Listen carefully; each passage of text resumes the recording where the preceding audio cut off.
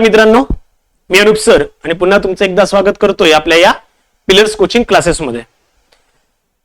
सगळ्यात महत्त्वाची गोष्ट म्हणजे काय, आपला हा आजचा कामगार विभाग भरती 2026 च्या क्लास मधला म्हणजे जो आपण महाराष्ट्र माथाडी कामगार कायदा आपला हे 8वं लेक्चर आहे, बरोबर आहे। आणि 8वं लेक्चर म्हणजे MCQ चा भाग दुसरा सेकंड पार्ट आपण बघतोय। यामध्ये सगळ्यात महत्त्वाची गोष्ट काय आहे, एक लक्षात घ्यायची आहे की हे सर्व क्लासेस फ्री ऑफ कॉस्ट तुमच्यासाठी अवेलेबल करून दिलेले आहे आपल्या ऍपवर। लाईव्ह मध्ये तुम्हाला फ्री ऑफ कॉस्ट बघता येतं, रेकॉर्डेड मध्ये फ्री ऑफ कॉस्ट अवेलेबल नाहीये, पहिली तर गोष्ट। दुसरी एक गोष्ट लक्षात घ्यायची आहे, बरेचसे लोक असे बोलतायत की फ्री ऑफ कॉस्ट आहे, सिलेबस कसा कंप्लीट करेल, त्यांच्या नाकावर टिचून आणि तुम्हाला प्रॉमिस करतोय एवढा फास्ट सिलेबस फ्री ऑफ कॉस्टचा जो कोणी कंप्लीट करणार नाही त्यांच्यापेक्षा फास्ट आपण कंप्लीट करू, एवढं चॅलेंज आहे। सगळ्यात लवकर आणि खूप चांगल्या पद्धतीनं हीच पद्धत तिथे सुद्धा राहील। फ्री ऑफ कॉस्ट देतोय म्हणजे कसं पण शिकवेल असं होणार नाही, पूर्णपणे शेवटच्या माझ्या विद्यार्थ्याला समजेल अशाच पद्धतीने मी शिकवण्याची पद्धत आहे आणि त्याच पद्धतीने मी शिकवेल। त्यामुळे आजचा हा जो क्लास आहे तो रेकॉर्डेड मध्ये अवेलेबल आहे, तुम्हाला युट्यूबवर सुद्धा मिळून जाईल, टेन्शन घेऊ नका। पण यानंतरचा जेवढेही आपले ऍक्ट असतील, कायदे असतील, अधिनियम असतील, हे तुम्हाला लाईव्ह मध्ये आपल्या पिलर्स कोचिंग क्लासेसवर बघता येतील, तेही फ्री ऑफ कॉस्ट। पण सगळ्यात महत्वाची गोष्ट काय आहे, रेकॉर्डेड मध्ये बघता येणार नाही। त्यासाठी तुम्हाला, कारण याच्या मागे एक अशी एक गोष्ट आहे की बरेचदा असं बोलतायत की फुकटच्या गोष्टीची किंमत नसते, आणि ते मी मागच्या काही दिवसात अनुभवलं सुद्धा आहे। त्यामुळे काय, मग लाईव्ह ज्यांना वेळेचं महत्व समजते, स्वतःच्या वेळेचं आणि माझ्या सुद्धा, त्यांच्यासाठी हा फ्री ऑफ कॉस्ट क्लास आहे।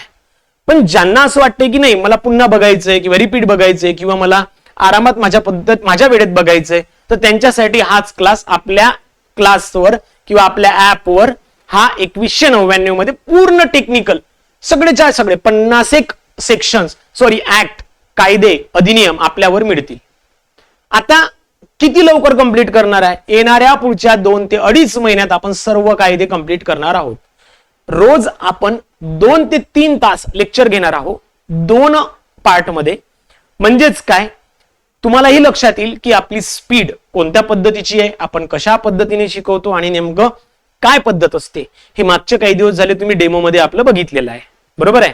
त्यामुळे एक लक्षात घ्या की माझी पद्धत चेंज होणार नाही, फ्री ऑफ कॉस्ट असलं तरीही। क्लिअर? तर मित्रांनो, आपला आजचा क्लास जो आहे तो MCQ चा सेकंड क्लास आहे। हा क्लास तुम्हाला ऍपवर म्हणा किंवा आपल्या सगळ्याच ठिकाणी अवेलेबल मिळेल, पण या पुढचे कोणतेही क्लास तुम्हाला अवेलेबल मिळणार नाही। क्लिअर? तर चला मग चालू करूया। आपला पहिला प्रश्न जो होता आजचा, जो काल आपला लेक्चर होऊ शकलं नाही, त्यासाठीचा पहिला प्रश्न काय आहे, within how many days must an appeal be made to the industrial court against the conviction by labour court. कामगार न्यायालयाच्या शिक्षेविरुद्ध औद्योगिक न्यायालयात किती दिवसाच्या आत अपील दाखल करणे आवश्यक आहे? चला पटकन सांगा, चला फास्ट।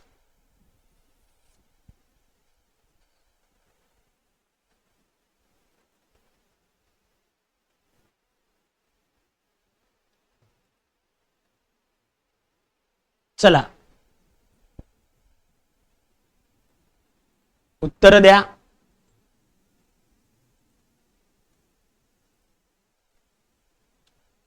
किती दिवसात?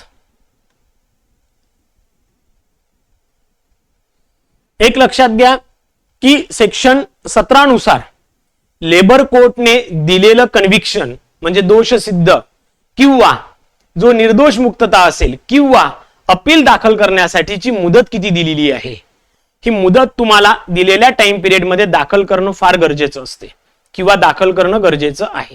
क्लिअर? त्यामुळे एक लक्षात घ्या की यासाठी जी मुदत दिली आहे मित्रांनो, ती किती दिवसाची दिली आहे? फक्त आणि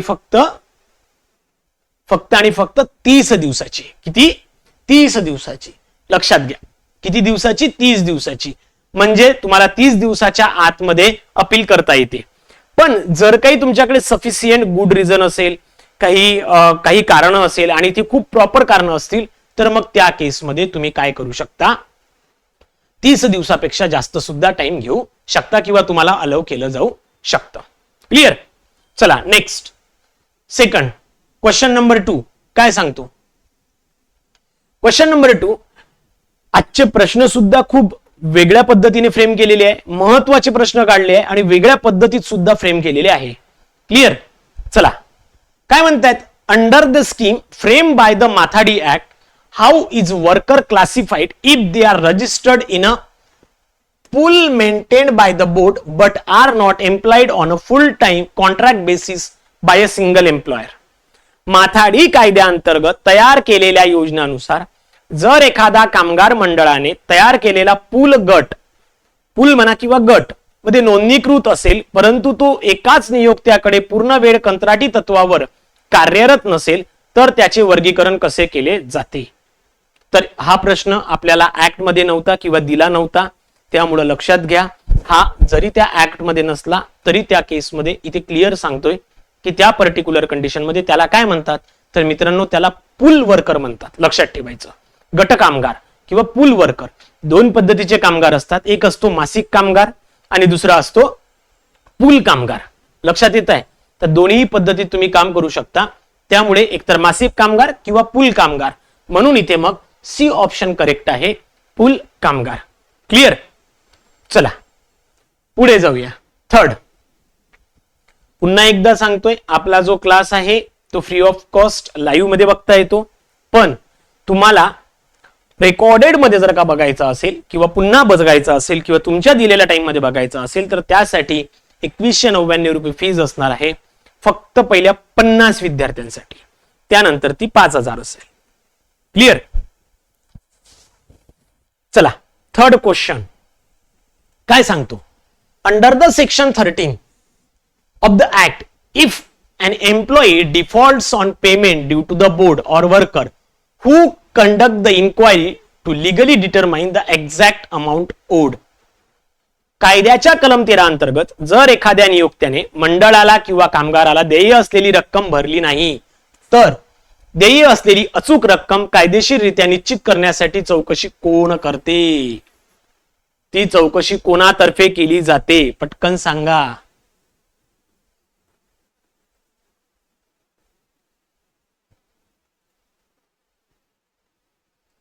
चला जे डेमो म्हणून दाखवलेले आहेत त्यांना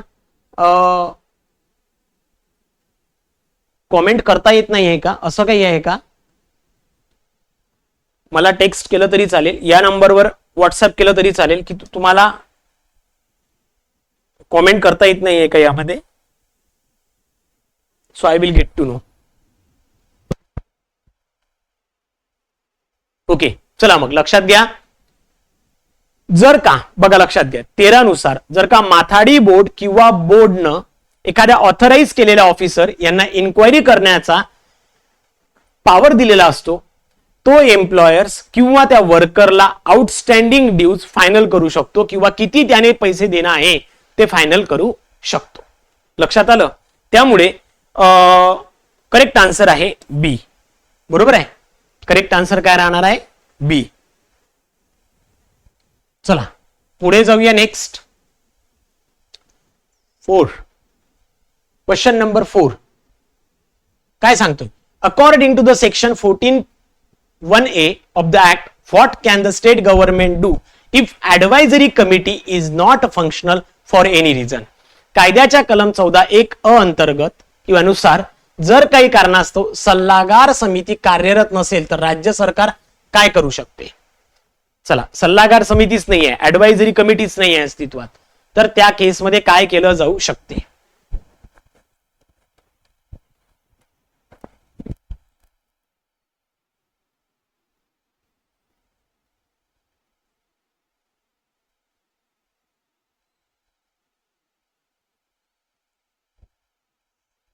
राज्य सरकारने कायद्याची अंमलबजावणी तात्काळ स्थगित करावी. राज्य सरकार सल्लागार समितीच्या सल्ल्याशिवाय किंवा मंचाशिवाय अधिसूचना जारी करू शकते किंवा अंमलबजावणीसाठी निर्णय देऊ शकते. थर्ड राज्य सरकारने सर्व कर्तव्य केंद्र सरकारकडे हस्तांतरित करावे. फोर्थ नवीन समिती पूर्णपणे गठीत होईपर्यंत राज्य सरकार वाट पाहिली पाहिजे. सांगा 4 ला काय बरोबर आहे. एक्झॅक्टली सचिन बरोबर आहे. काय बरोबर येतं? बी करेक्ट आहे. बरोबर आहे. ऑप्शन बी करेक्ट येतो. म्हणजेच काय बरं, तर एक लक्षात घ्या, सेक्शन 14(1)(a) मध्ये काय, सपोज ऍडवायझरी कमिटी कार्यरत जरी नसली तरी स्टेट गव्हर्नमेंट ऍडवायझरी कमिटीचा कन्सल्टेशन किंवा त्यांची सल्ला न घेता सुद्धा काम करू शकते किंवा त्यांना काम करण्याचा अधिकार आहे. त्यामुळे सरळ सरळ राज्य सरकार सल्लागार समितीच्या सल्ल्याशिवाय किंवा मंचाशिवाय अधिसूचना जारी करू शकते किंवा अंमलबजावणीसाठी निर्णय घेऊ शकते. म्हणजे असं नाही की बाबा एखाद्या केसमध्ये मग सल्लागार समितीच नाहीये तर मग कोणताच निर्णय घ्यायचा नाही किंवा एखाद्या योजनेची अंमलबजावणी करायची नाही, असं काही होत नाही. त्यामध्ये त्या गोष्टी केल्या जातात. Clear? Next, fifth, under the provision to the section 14(2) which group of member must be equal representation on the advisory committee and what is the maximum limit for a member representing the state government. कलम 14(2) च्या तरतुदीनुसार सल्लागार समितीमध्ये कोणत्या सदस्य गटांचे प्रतिनिधित्व समान असणे आवश्यक आहे आणि राज्य सरकारचे प्रतिनिधित्व करणाऱ्या सदस्यांची कमाल मर्यादा किती आहे. चला, एकतर तुम्हाला माहिती असायला पाहिजे की इथे ऍडवायझरी कमिटी विषयी बघितलं, बोर्ड विषयी नाही म्हणत आहे. लक्षात येतं? ऍडवायझरी कमिटी विषयी म्हटलंय. आता ऍडवायझरी कमिटीमध्ये काय असतो मित्रांनो, ती काय तीन ठिकाणचे प्रतिनिधी किंवा 3 पक्षाचे प्रतिनिधी त्यामध्ये असतो. एक असतो मालक, एक असतो कामगार आणि तिसरा असतो शासनाचे. बरोबर आहे. आता यामध्ये कोणाकोणाचे सारखे असतात, तर यामध्ये दोघांचे सारखे असतात. कोणाकोणाचे? कामगारांचे आणि मालक लोकांचे. बरोबर आहे की नाही? कामगारांचे आणि मालक लोकांचे सारखे असतात. आणि जो शासन आहे त्यांचे किती असतात, तर 1/4 असतात. किती असतात? 1/4. लक्षात येतं? एक लक्षात घ्या, कामगार आणि विधिमंडळाचे म्हणजे sorry employers, worker and legislature of the state not exceeding the 1/4 of the total member. म्हणजेच काय, जे मालक आहे किंवा कामगार आहे या दोघांचे प्रतिनिधी कसे असतात? सारखे असतात. बरोबर आहे. मालक इज इक्वल्स टू कामगार असते आणि यांच्या दोघांच्या ऍडिशनचे 1/4 प्रतिनिधी ओके हे कोणाचे असतात? शासनाचे असतात. क्लिअर? चलो नेक्स्ट, 6, अकॉर्डिंग टू सेक्शन 6.2. बघा, according to section 6.2 what specific statutory legal status does a Mathadi board hold once established by the state government. 6(2) नुसार राज्य सरकारने एकदा स्थापन केल्यानंतर माथाडी मंडळाला कोणता विशिष्ट वैधानिक कायदेशीर दर्जा प्राप्त होतो?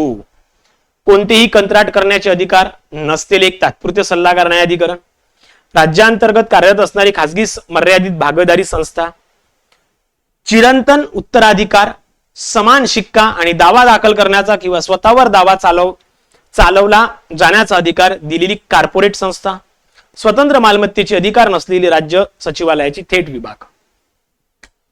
6C पटकन सांगा. सरळ सरळ आहे. क्लिअर? काय आहे? ती एक कॉर्पोरेट बॉडी असते. कॉर्पोरेट बॉडी असते, स्वतंत्र एक संस्था असते. बरोबर आहे. जी स्वतःचा व्यवहार स्वतःच्या लेबलवर करण्याचे अधिकार तिला असते. बरोबर आहे की नाही? म्हणजेच काय, 6(2) नुसार किंवा 6(2) नुसार प्रत्येक बोर्ड हे बॉडी कॉर्पोरेट असते. त्यामुळं त्यांना स्वतःचा अधिकार असतो, स्वतःचं सील असते, स्वतःचा शिक्का असतो, स्वतःचे नावाने प्रॉपर्टी ऍक्वायर करू शकतात, होल्ड करू शकतात, तिला डिस्पोज करू शकतात, पाहिजे त्या पद्धतीने ते वापरू शकतात. क्लिअर? म्हणून C correct. Under section 6 of 4, what is the statutory ceiling for the member nominated represent the state government on the board? कलम 6(4) अंतर्गत मंडळावर राज्य सरकारचे प्रतिनिधित्व करण्यासाठी नियुक्त केलेल्या सदस्यांची संख्या वैधानिक कमाल मर्यादा काय आहे? चला, किती असते? चला पटकन सांगा.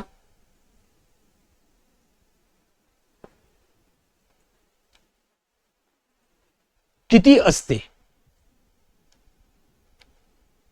म्हणजेच गव्हर्नमेंटचे जे लोक बोर्डवर असतात त्यांची संख्या किती असते. हे तर कन्फर्म आहे की मालक आणि कामगार दोघांची संख्या सारखी असते. एवढं तर क्लिअर आहे, बरोबर आहे. मालक आणि त्यांची संख्या सारखी असते.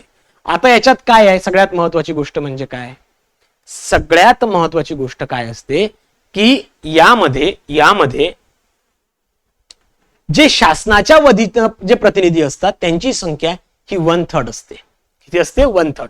म्हणजे कामगार आणि मालकांचे जे प्रतिनिधी असेल त्यांच्या ऍडिशनच्या, त्यांच्या बेरजेच्या, त्यांच्या दोघांची मिळून जेवढी संख्या होते त्याच्या 1/3 राहील. क्लिअर? म्हणून मग बी करेक्ट. क्लिअर? लक्षात येतंय? चला नेक्स्ट. ज्यांनी लेक्चर बघितले असेल त्यांना परफेक्ट लक्षात येतंय. ज्यांनी अजूनही आपले लेक्चर बघितले नसेल तर आपले लेक्चर युट्यूबला किंवा ऍपला अवेलेबल आहेत. क्लिअर? चला next. According to section 6(8) who is authorized to regulate the meeting and procedure of the board and whose approval is mandatory for it. कलम 6(8) नुसार मंडळाच्या बैठका आणि कार्यपद्धती नियंत्रित करण्याचा अधिकार कोणाला आहे आणि त्यासाठी कोणाची मंजुरी बंधनकारक आहे.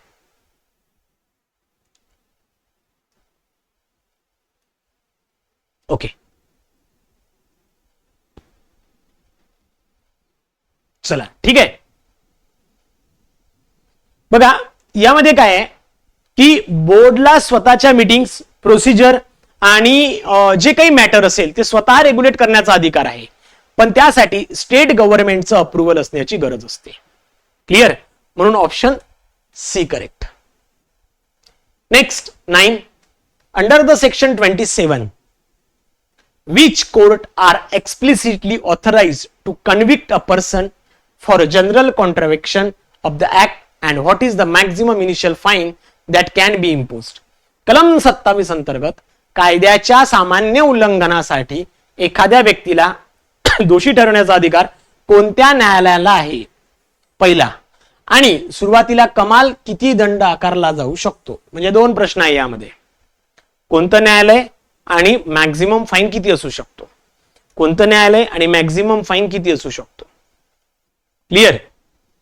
लक्षात घ्या. एकतर पहिल्यांदा एक लक्षात घ्या की या सर्व कंडिशन मध्ये जनरल कॉन्ट्रव्हेक्शन साठी, बरोबर आहे, सगळ्यात महत्वाची गोष्ट आहे एक लेबर कोड आहे आणि इंडस्ट्रियल कोड आहे. यांच्याद्वारेच काय होऊ शकतो, गुन्हा नोंदवला जाऊ शकतो किंवा खटला चालवला जाऊ शकतो. पहिली गोष्ट. दुसरी गोष्ट अशी आहे की जो ऑफेन्स झाला असेल, जो गुन्हा झाला असेल, त्यासाठी जो मॅक्झिमम फाईन दिलेला आहे मित्रांनो तो किती दिलाय, 5 लाख पर्यंत. किती? 5 लाख पर्यंत. ओके. इथे 2 लाख आहे म्हणून हा पण नाही, इथे 1 लाख आहे हाही नाही, इथे 10 लाख आहे हाही नाही. बरोबर आहे. तर बी इज करेक्ट. ओके, चला नेक्स्ट 10.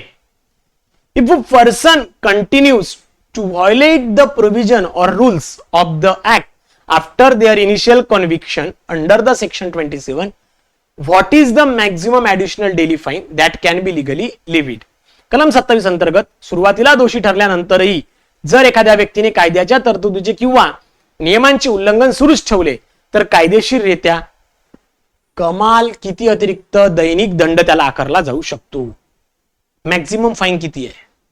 ओके, पर डे साठी तर त्याला पर डे 5 लाख तर सुरुवातीला दिला जातो, पण तरीही तो काय त्याचं कायद्याचं उल्लंघन किंवा रूल्स रेग्युलेशनचं उल्लंघन चालूच ठेवत असेल तर त्या केसमध्ये त्याला किती रुपये दंड असतो?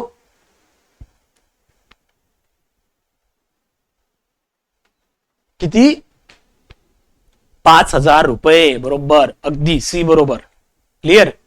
सी बरोबर. सो दररोज किती? 5,000 रुपयापर्यंत दंड केला जाऊ शकतो. क्लिअर?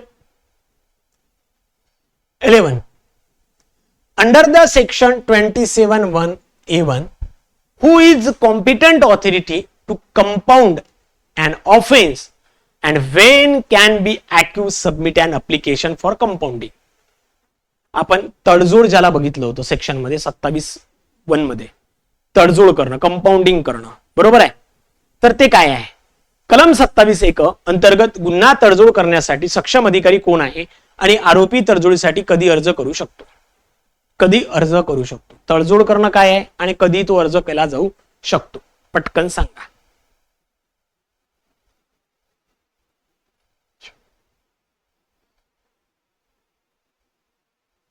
कोणाकडे अर्ज करायचा आणि कधी करायचा. क्लिअर. सगळ्यात महत्वाचं लेबर कमिशनर, कामगार आयुक्त, आपण कुठेही ऍक्ट मध्ये कामगार आयुक्त शब्द बघितला नाही. दुसरी गोष्ट, औद्योगिक न्यायालयाचे न्यायाधीश औपचारिक खटला सुरू झाल्यानंतरच, तर हे कदाचित तुम्ही ऐकलंय पण कन्फर्म नाही.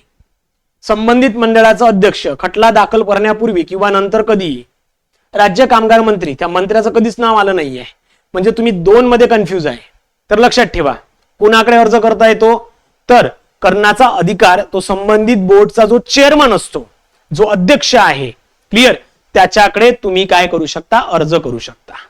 चला, या बीक मध्ये तुम्ही चेअरमॅनकडे अर्ज करू शकता. कधी करू शकता, सुरुवातीला किंवा शेवटी. सुरुवातीला किंवा खटला सुरू करण्याच्या आधी किंवा झाल्यानंतरही तुम्ही करू शकता. पण जर का तुम्हाला शिक्षा सुनावली असेल तर नंतर मग कंपाऊंडिंग चालत नाही. क्लिअर. त्यामुळे बी इथे करेक्ट आहे. Next 12. What is the exact statutory sum required to the legal compound and offence under the section 27(1) of the act. कलम कायद्याच्या 27(1) अंतर्गत गुन्ह्याची कायदेशीर तडजोड करण्यासाठी नेमकी किती वैधानिक रक्कम भरणे आवश्यक आहे. म्हणजे तो गुन्हा सेटल करायचा असेल, तडजोड करायची असेल तर किती रक्कम भरावी लागते. ओके, असं यामध्ये म्हटलेलं आहे. तर किती भरावी लागते. ऑफेन्स कंपाऊंड करण्यासाठी जी प्रिस्क्राईब अमाऊंट आहे किंवा कायद्यानुसार जी मॅक्झिमम फाईन सांगितलाय तो सांगितलाय मित्रांनो 50%. किती, 50% भरणं गरजेचं आहे. अशा गुन्ह्यासाठी केलेल्या कमाल दंडाच्या 50% एवढा फाईन तुम्हाला देणं आहे. म्हणून काय, ऑप्शन सी हे करेक्ट येतं. Clear. Next 13. Based on subsection 2 and 4 of the section 27A, under which condition is compounding strictly prohibited, and what is the legal outcome if an offense is successfully compounded after the prosecution has already been instituted. बघा काय म्हणतात. कलम 27(1) उपकलम 2 आणि 4 च्या आधारे कोणत्या परिस्थितीत गुन्ह्याची तडजोड करण्यास सक्त मनाई आहे. म्हणजे तडजोड करू शकत नाही. आणि खटला दाखल झाल्यानंतर गुन्ह्याची यशस्वी तडजोड झाल्यास त्याचा कायदेशीर परिणाम काय होतो. चला,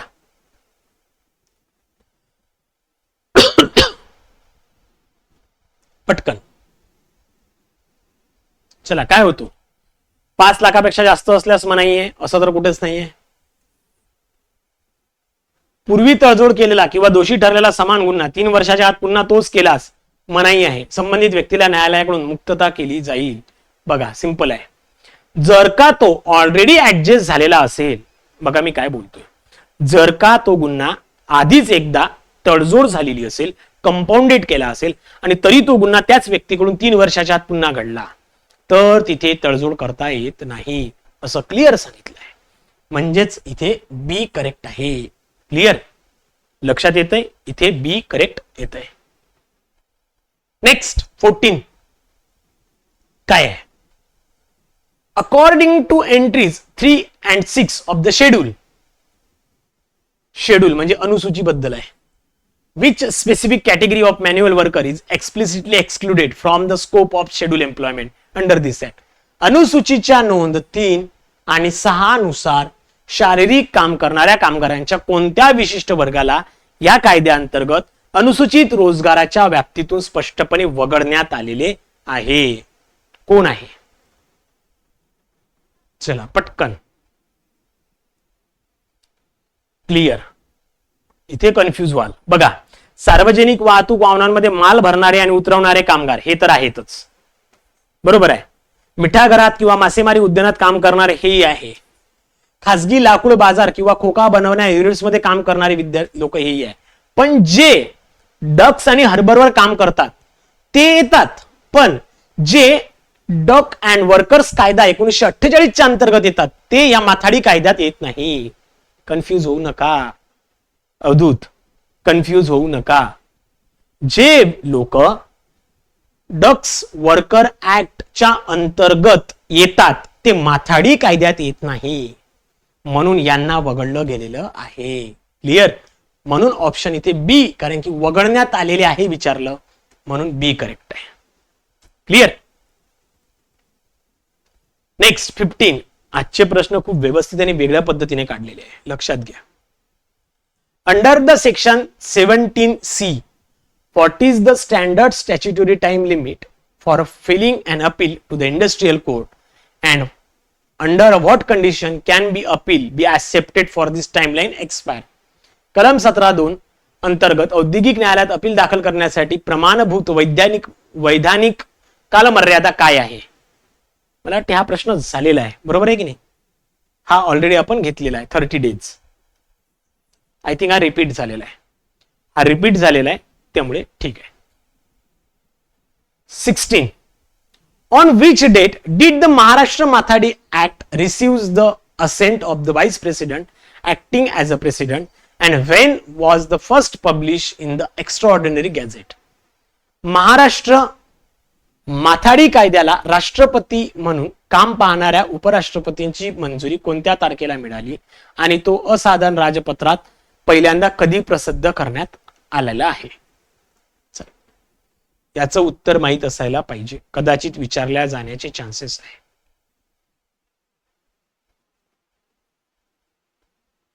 क्लिअर.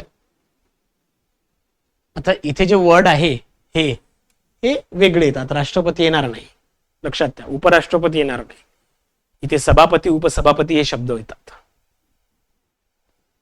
ठीक आहे. तर लक्षात ठेवायचं या ऍक्टला 5 जून 1969 रोजी असेंट दिला गेला आहे. किती? 5 जून 1969 ला. क्लिअर.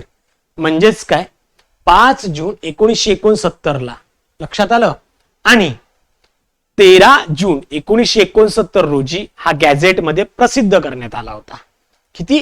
13 जून 1969 रोजी प्रसिद्ध करण्यात आला. ही तारीख लक्षात ठेवा. हा एक महत्वाचा MCQ आहे. कुठेतरी लिहून ठेवा, तुमच्या नोट्स मध्ये लिहून ठेवा किंवा तुमच्या शॉर्ट नोट्स मध्ये असू द्या. Clear. Next. According to the formal enacting formula of the preamble, this act was enacted in which specific year of the Republic of India? प्रस्तावनेच्या अधिकृत अधिनियम सूत्रानुसार हा कायदा भारतीय प्रजासत्ताकच्या कोणत्या विशिष्ट वर्षी संमत करण्यात आला? 10व्या वर्षी, 15व्या वर्षी, 20व्या वर्षी, 25व्या वर्षी?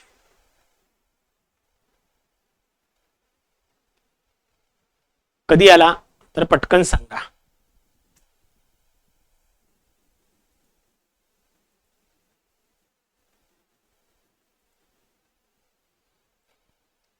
ओके, चला घ्या. कधी आलाय? 20व्या वर्षी. कधी? 20व्या वर्षी, म्हणून सी करेक्ट येतो. ओके.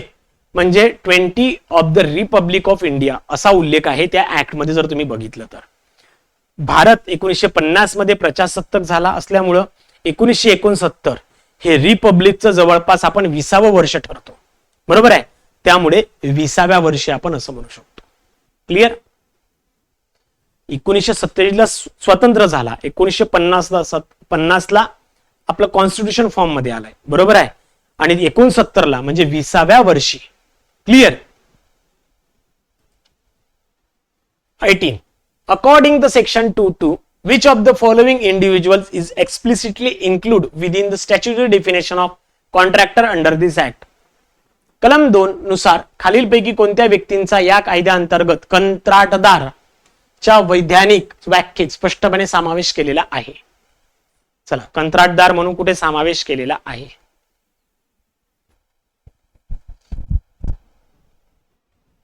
ओके. केवळ नोंदणीकृत मनुष्यबळ कंपन्या आणि प्रमाणदार कमाल नाही आहे कुठंच. उपकंत्राटदार, एजंट, मुकादम किंवा टोळीवाला 100% आपण हे बघितलेलं आहे, तुम्हाला ऍक्ट मध्ये माहित आहे.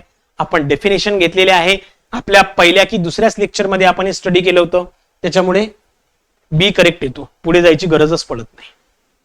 क्लिअर.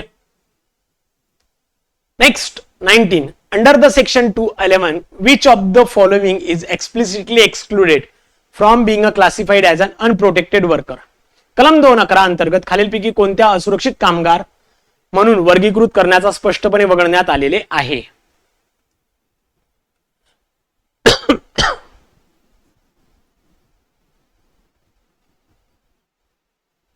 बघा, पूल कामगार त्यामध्ये असतातच, सार्वजनिक वाहिनीत माल भरणारे पण आहे, नियोक्त्याच्या कुटुंबातील सदस्य, नियोक्त्याच्या कुटुंबातील सदस्य नसू शकतात, बरोबर आहे, ते कामगार म्हणून तुम्ही अलाउ करू शकत नाही. त्यासोबतच स्वयंचलित प्रक्रिया किंवा यंत्राद्वारे काम चालणाऱ्या उत्पादन प्रक्रिया साठवून क्षेत्रातील कामगार, मशीनवर काम करणारे जे लोक आहे ते असुरक्षित अनप्रोटेक्टेड मध्ये येत नाही, म्हणून सी करेक्ट आहे. Clear. Next, according to section 213 which of the following financial components or benefit is strictly excluded from the statutory definition of wages. कलम 213 नुसार खालीलपैकी कोणता आर्थिक घटक किंवा लाभ मजुरीच्या वैधानिक व्याख्येतून पूर्णपणे वगळलेला आहे? तर कोणता आहे, पटकन सांगा. केलेल्या कामासाठी पैशाच्या स्वरूपात दिलेले आहे, मंडळाद्वारे मोजले जाणारे मूळ निकाय रक्कम हे पण आहे, नियोक्त्याने पेन्शन भविष्य निर्वाह निधीमध्ये भरलेले योगदान, प्रवास भत्ता आणि नोकरीवरून कमी उत्पादन पीएफ. ओके, तर तुम्हाला लक्षात येईल की employer contribution as a pension, provident fund, travelling allowances आणि ग्रॅज्युटी पेएबल जी आहे ही त्यामध्ये येत नाही. क्लिअर. हे वेजेस मध्ये येत नाही, हे सुद्धा आपण डेफिनेशन मध्ये बघितलेलं आहे. म्हणजे एम्प्लॉईचं कॉन्ट्रीब्युशन असेल, पेन्शन असेल, प्रोव्हिडंट फंड असेल, ट्रॅव्हलिंग अलाउन्सेस असेल किंवा डिस्चार्ज असतील, ग्रॅच्युटी असेल, या सर्वचे कॅल्क्युलेशन्स आहे ते वेजेस किंवा वेतनामधनं वगळलेले आहेत. क्लिअर. ओके, तर चला मित्रांनो इथे थांबतोय. अशा पद्धतीने आपलं आजचा जो पार्ट आहे हा संपलाय. उद्यापासून आपण 2 फॉर्म मध्ये लेक्चर चालवणार आहोत, 2 पार्ट मध्ये. 1-1.5 तासाला सुरुवातीला घेऊ, एक ब्रेक घेऊन पुन्हा आपण लेक्चर कंटिन्यू करणार आहोत. पुन्हा एकदा सांगतोय, आपल्या ऍपवर live class free of cost आहे, पण रेकॉर्डेड क्लास साठी जी फी आहे ते 2199 रुपये असणार आहे. क्लिअर. तर मग थांबतोय, भेटूया आपण आपल्या पुढच्या क्लासमध्ये. तोपर्यंत मित्रांनो धन्यवाद.